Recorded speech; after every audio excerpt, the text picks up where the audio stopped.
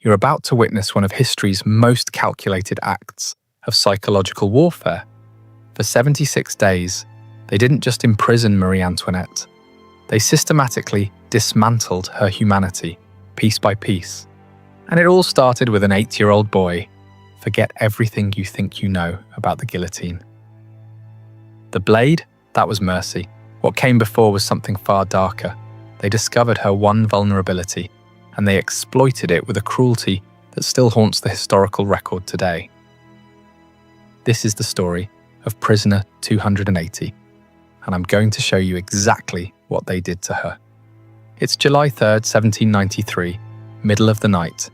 The Temple prison in Paris. You hear boots echoing down stone corridors. Heavy, purposeful, getting closer. Marie Antoinette is sleeping beside her 8-year-old son, Louis Charles. Her hand rests on his chest. She hasn't let him out of her sight since they executed his father 6 months ago. The door explodes open. 6 guards flood the room, holding a document, an order. They've come for the boy. What happens next will echo through those prison walls for an entire hour. A former queen transforms into something primal, a mother fighting for her child with every ounce of strength she has left. She throws her body against the door.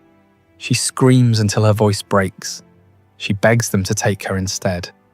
But here's what makes this moment so much worse. This isn't random violence. This isn't chaos. This is calculated. Because the revolutionaries have realized something crucial. They can't break Marie Antoinette with torture, starvation, or humiliation. But they can break her with her own love. And they're about to use her son to destroy her in ways that will make the guillotine feel like an afterthought. Stay with me, because what I'm about to reveal gets so much darker than you can imagine. Before we confront the horrors ahead, you need to understand who Marie Antoinette actually was. Because the woman they tortured in 1793 was nothing like the caricature the revolutionaries created. She was born Maria Antonia in Vienna, 1755, an Austrian archduchess and the youngest daughter of Empress Maria Theresa. At 14 years old, she was married off to the future King Louis XVI of France. This wasn't love. This was geopolitics. Austria and France needed an alliance, and she was the price. The French court despised her from day one. She was Austrian, which meant she was the enemy. She was young, awkward, and didn't understand French customs. The courtiers mocked her accent, her clothing, her every move. Even her own husband ignored her for years. Their marriage wasn't consummated until 7 years in, a humiliation that became public gossip across Europe. So she did what any isolated young woman might do. She escaped into pleasure, elaborate hairstyles, expensive gowns, parties at her private retreat, the Petit Trianon. The French people, starving and desperate, saw these extravagances and branded her Madame Deficit. Did she actually say, "Let them eat cake," when told the people had no bread? No, that's propaganda. But it didn't matter, the damage was done. By the time the revolution erupted in 1789, Marie Antoinette had become France's most convenient scapegoat. She wasn't a monster. She was a foreigner, a woman and a queen. 3 things that made her the perfect target. And when the monarchy fell, the revolutionaries needed someone to blame for centuries of royal excess. They chose her. But here's the crucial detail.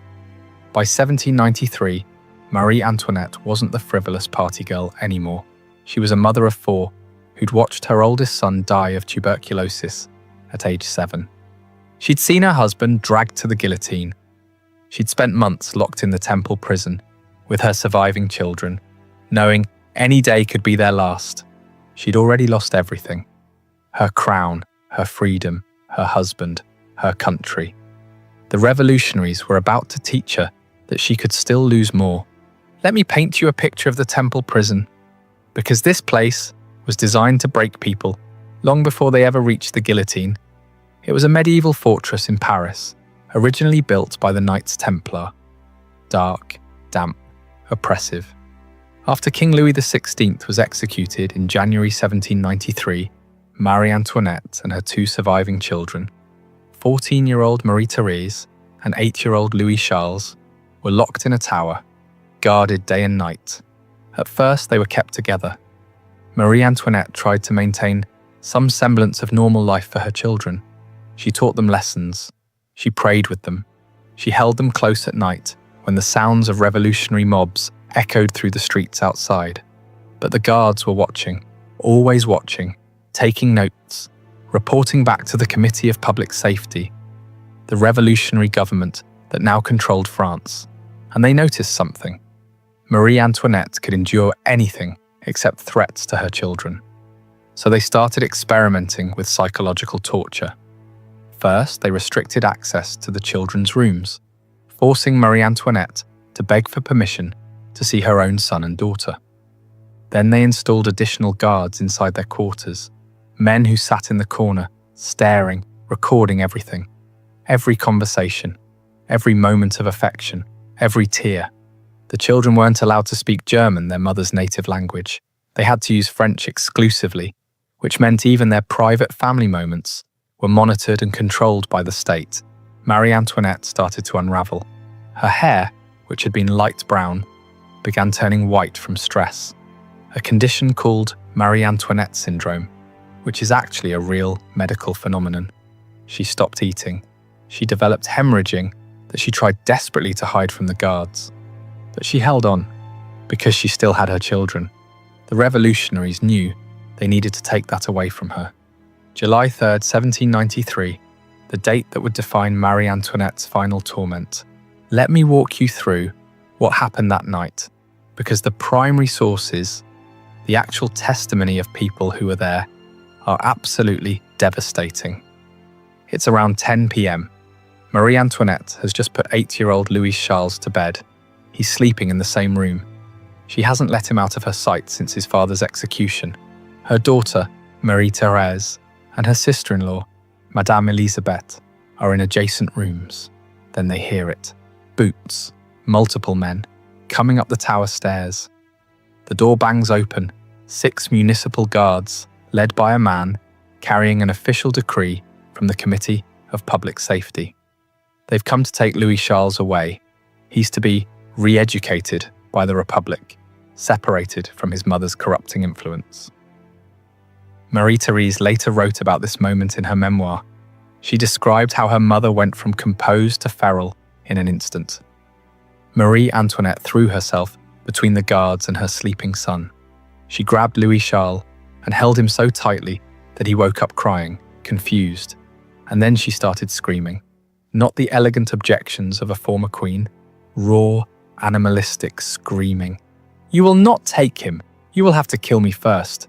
He is just a child." The guards tried to reason with her. The order came from the highest authority. She had no choice. She didn't care. For 1 full hour, 60 minutes, she physically blocked the doorway, holding her son, refusing to let them pass. The guards threatened her. They threatened the boy. They threatened her daughter. They said if she didn't comply, they would use force, and people would get hurt. Marie Antoinette kept fighting. Finally, Madame Elisabeth begged her sister-in-law to stop. The boy was sobbing, terrified. Marie-Thérèse was hysterical, and the guards were getting violent. Marie Antoinette's resistance broke. She kissed Louis Charles one final time. She whispered something in his ear. We'll never know what. And then she watched as 6 grown men dragged her 8-year-old son down the tower stairs, his screams echoing until they faded into silence. She collapsed on the floor and didn't move for hours. But here's where it gets truly evil. The revolutionaries didn't just take her son. They gave him to a man named Antoine Simon, a radical cobbler specifically chosen to deroyalize the boy. And Simon's methods were horrifying. Louis Charles was locked in a dark, windowless room. He was forced to wear a red revolutionary cap and sing anti-monarchist songs. He was taught to curse his mother, to call her vile names, to repeat accusations of treason and conspiracy. And when he refused, Simon beat him, starved him, kept him in isolation until the boy's spirit broke. Within weeks, Louis Charles was repeating everything they told him to say, including accusations so monstrous, so vile, that they would be weaponized against his mother in the most horrifying way possible. Marie Antoinette didn't know the details, but she knew her son was suffering, and there was nothing she could do to save him. That's when they moved her to the conciergerie. On August 1st, 1793, less than a month after they took her son, guards burst into Marie Antoinette's room in the Temple prison at 2 a.m. No explanation, no warning, just an order. You're being transferred. They separated her from her daughter and sister-in-law. She begged to say goodbye. They refused. They dragged her down the tower stairs, threw her in a carriage, and drove her through the dark Paris streets to a place called the Conciergerie. If you know anything about the French Revolution, you know this name. The Conciergerie was called the antechamber to the guillotine. It's where prisoners went in their final days before execution. Marie Antoinette wasn't just being moved, she was being prepared for death. But the revolutionaries wanted to make those final days as psychologically devastating as possible. She was assigned prisoner number 280. Not the former queen, not even her name, just a number. Her cell was tiny, about 12 feet by 8 feet. The walls were damp stone covered in mould. There was a thin straw mattress, a wooden table, 2 chairs, and a chamber pot. A single candle for light. No windows, just the suffocating darkness of the medieval dungeon. And here's the truly insidious part. They gave her a privacy screen. A folding screen so she could change clothes or use the chamber pot in privacy. Sounds humane, right? Wrong. The privacy screen was theatre, because inside that cell, at all times, were 2 armed guards. They sat in the corner and watched her every single moment. When she ate, when she slept, when she changed her clothes behind that useless screen, when she used the chamber pot, when she prayed, when she cried, constant, unblinking surveillance. This isn't about security. She was a middle-aged woman in failing health, locked in a dungeon. This was psychological torture, designed to strip away her last shred of dignity and privacy. Historical accounts describe how Marie Antoinette tried to maintain her composure. She would sit for hours, staring at the wall, her face completely blank. The guards reported that she barely spoke, barely moved, barely ate. But at night, when she thought they couldn't see in the candlelight, they heard her crying, whispering her son's name. Louis Charles, over and over. She developed severe hemorrhaging, likely uterine cancer or complications from the stress. She bled through her clothes and had to ask the guards for rags, a humiliation she endured in front of men who stared at her without mercy. Her hair, now completely white, started falling out in clumps. She was 37 years old. She looked 60. And then came the trial. October 14th, 1793, 8 a.m., Marie Antoinette was dragged from her cell to the Revolutionary Tribunal. This wasn't a trial, it was a performance. The verdict was already decided, but the revolutionaries needed a show, something to justify her execution to the public and to history. The courtroom was packed, revolutionary officials, journalists, citizens eager to see the former queen humiliated.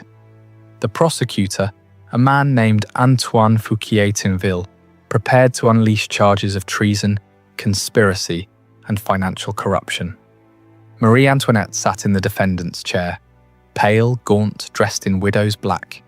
For 2 days they threw accusations at her. That she conspired with Austria, that she squandered France's treasury, that she planned counter-revolutionary plots. She responded to each charge with startling composure and intelligence. She refuted false claims. She admitted to mistakes without grovelling. She refused to be broken. So Fouquier-Tinville played his final, most venomous card. He called a witness, Jacques Hébert, a radical journalist, and Hébert repeated accusations allegedly made by Marie Antoinette's 8-year-old son, Louis Charles. The boy, under coaching from his captors, had claimed that his mother committed incest with him.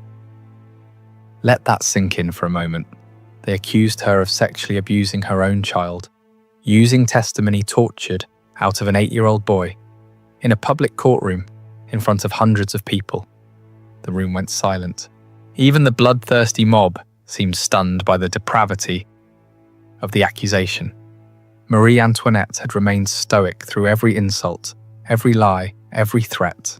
But this shattered her. She stood up, her voice, which had been calm, cracked with raw emotion. "I appeal to all the mothers present in this room," she said, her eyes blazing. "Is there among you a single one who would not shudder at such an accusation?" She didn't address the judges. She spoke directly to the women in the crowd. Mothers, daughters, sisters. For the first time in the trial, she wasn't defending herself as a queen. She was speaking as a mother whose child had been weaponized against her. Nature itself refuses to respond to such a charge made against a mother, she continued. "I appeal to all mothers who are listening to me." The courtroom erupted. Some women in the crowd, who had come to jeer at her execution, were moved to tears. Even some of the revolutionary officials shifted uncomfortably. It was too much, too cruel, but Fouquier-Tinville didn't care. He steamrolled through the rest of the trial. At 4 a.m. on October 16th, after a trial lasting less than 2 days with no real evidence, Marie Antoinette was found guilty of high treason and crimes against the state. The sentence: death by guillotine, execution scheduled for later that same day. She was given a few hours in her cell to prepare for death. Back in her cell, with dawn approaching and death only hours away, Marie Antoinette was finally given a pen, paper, and ink. She didn't write a political manifesto. She didn't curse the revolution. She didn't beg for mercy. She wrote a letter to her sister-in-law, Madame Elisabeth, who was still imprisoned in the Temple with Marie Antoinette's daughter. The letter is one of the most heartbreaking documents in history. Let me read you parts of it. "It is to you, sister, that I write for the last time. I have just been condemned not to a shameful death. That is only for criminals, but to rejoin your brother. Innocent like him, I hope to show the same firmness in my last moments. I am calm, as one is when one's conscience reproaches one with nothing. I deeply regret having to abandon my poor children. You know that I lived only for them and for you, my good and tender sister." She went on to forgive her enemies, to ask pardon for any wrongs she had committed, and to beg her sister-in-law to care for her children. "May my son never forget his father's last words, which I expressly repeat to him. Let him never seek to avenge our death." She poured every ounce of her remaining love onto that page, her final thoughts as a mother, as a sister, as a human being facing the void. The letter filled 4 pages. She signed it simply, Marie Antoinette. Then she handed it to a guard. "Here's the devastating truth. The letter was never delivered. Her jailers intercepted it, and it vanished into a revolutionary archive. Madame Elisabeth never read it, neither did her daughter. The letter wasn't discovered until decades later, long after everyone Marie Antoinette loved was dead. Her final words to her family died in silence. October 16th, 1793, 11 a.m. The executioner's assistant entered Marie Antoinette's cell and ordered her to prepare. Every step was designed to strip away the final remnants of her identity. First, the dress. She was wearing a simple black morning gown she'd worn since her husband's death. The guard ordered her to remove it and put on a plain white chemise, the uniform of the condemned. She asked to change in private. The guard refused. She had to undress in front of the men who'd been watching her for months. Second, the hair. Her hair, now completely white and brittle, was crudely hacked off with shears. No ceremony, no care. Just rough hands and sharp blades, cutting away one of her last physical dignities. Third, the binding. Her hands were tied behind her back with coarse rope, so tight it cut into her wrists. She flinched and said quietly, "You did not bind my husband's hands like this." The guard ignored her. At 11 a.m. she was led out of the conciergerie into blinding daylight. She'd been in that dark cell for 76 days. The sunlight hurt her eyes. She expected a closed carriage. The small mercy her husband had been granted. Instead, there was a rough, open wooden cart called a tumbrel, the kind used to transport animal carcasses. She was forced to climb into the cart and sit on a plank, hands bound, exposed to the entirety of Paris. As the cart lurched forward through the streets, thousands of people lined the route, screaming, jeering, spitting, throwing garbage. One man sat at a window sketching furiously, Jacques-Louis David, the revolutionary artist who'd voted for her death. His drawing survives. It shows a thin, hollow-eyed woman sitting rigidly upright, her face a mask of grim dignity, as the world howled for her blood. The journey to the Place de la Révolution took over an hour of public humiliation, designed to destroy whatever remained of her spirit. It didn't work. At 12:15 p.m, the cart stopped at the guillotine. The crowd roared. Marie Antoinette climbed the steps of the scaffold without assistance, her legs shaking, but her head held high. And then, in the final moment of her life, something extraordinary happened. As she walked toward the plank, she accidentally stepped on the executioner's foot. She stopped, turned to him, and spoke her last words. "Pardon me, sir. I did not mean to do it." An apology to the man about to kill her, a bizarre, surreal act of courtesy, the final reflex of a life lived under royal protocol. But it was more than that. It was a choice. In the face of absolute degradation, she chose grace. 20 seconds later, the blade fell. The French Revolution wanted to destroy Marie Antoinette, the symbol, the Austrian woman, the wasteful queen, the embodiment of royal excess. They subjected her to unimaginable psychological torture. They weaponized her own child against her. They stripped her of every dignity, every comfort, every shred of privacy. And in the end, they failed. Because in their obsession with breaking the queen, they accidentally revealed the human being underneath. A mother who fought like hell for her children. A woman who faced monstrous accusations with courage. A person who, even on the steps of the guillotine, held on to her humanity. They wanted her remembered as the widow Capet, a traitor who deserved everything she got. Instead, history remembers Marie Antoinette, a woman who endured 76 days of calculated cruelty and still found the grace to apologize to her executioner. That's the part they couldn't take from her. If this story gripped you, hit that subscribe button. We're diving deep into history's darkest chapters every week. And drop a comment. After learning what really happened in those final 76 days, how do you see Marie Antoinette now? Villain, victim, or something far more complicated?